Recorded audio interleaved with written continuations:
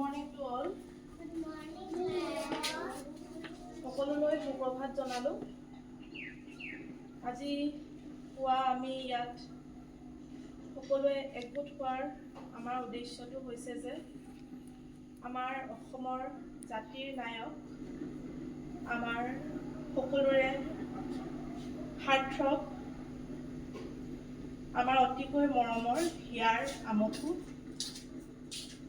যাক আমি জুবিন দা বুলি কওঁ। জুবিন গাৰ্গ তেওঁৰ সম্পূৰ্ণ নাম। তেওঁ এই ইহ সংসাৰৰ পৰা আমাৰ মাজৰ পৰা চিৰদিনলৈ মেলানি মাগিলে। 19 ছেপ্টেম্বৰ দিনাখন ছিংগাপুৰত গৈ তেওঁ যিহেতু অকাল বিয়োগ ঘটিলে, সেয়েহে আমি অত্যধিক মৰ্মাহত, তাতকৈ মৰ্মাহত এই জীৱনত চাগে কেতিয়াও হোৱা নাছিলোঁ। তেওঁ কোনো পধ্যেই আমাৰ পৰিয়ালৰ সদস্যতকৈ কম নাছিল, যদিও হয়তো আমি তেওঁক ওচৰৰ পৰা লগ পোৱা নাছিলোঁ, কিন্তু তেওঁৰ প্ৰতিটো সৃষ্টি, তেওঁৰ ব্যক্তিত্ব, তেওঁৰ অসমৰ ৰাইজৰ বাবে ভালপোৱা আমাৰ হিৰে হিৰে, আমাৰ তেজে তেজে সদায় বৈ থাকিব। আৰু আমি তেওঁক আজি বিদায় দিবলৈ ওলোৱা নাই। আমি তেওঁক আমাৰ অন্তৰত লৈ সদায় জীয়াই থাকিম।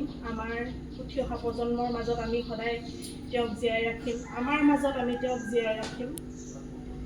সেই উদ্দেশ্যৰে আজি তেওঁৰ বিদেহী আত্মাৰ চিৰশান্তিৰ কাৰণে আমি একাঁজলি শ্ৰদ্ধাঞ্জলি যাচিছোঁ।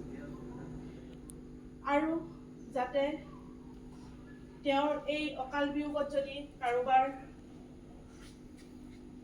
ভুলৰ বাবে যদি তেওঁ আমাৰ পৰা আঁতৰি যাব লগা হৈছে, সেইসকলে যাতে উচিত শাস্তি পায় আৰু আমাৰ যাতে জুবিন দাই ন্যায় পায়, আমি যাতে ন্যায় পাওঁ, তাৰ কাৰণে যেন ভগৱানৰ ওচৰত আমি প্ৰাৰ্থনা কৰিছোঁ।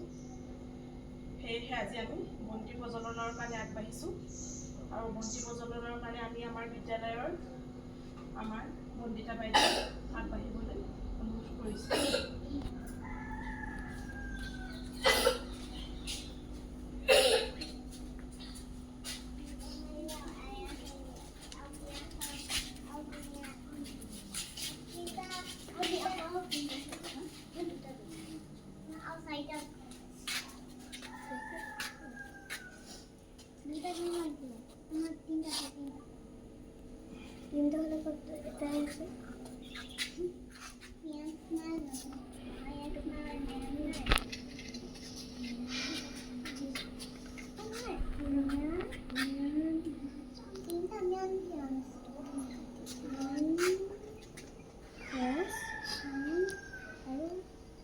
তোমালোকে অকণমান সময়ৰ কাৰণে মনে মনে থাকা দেই।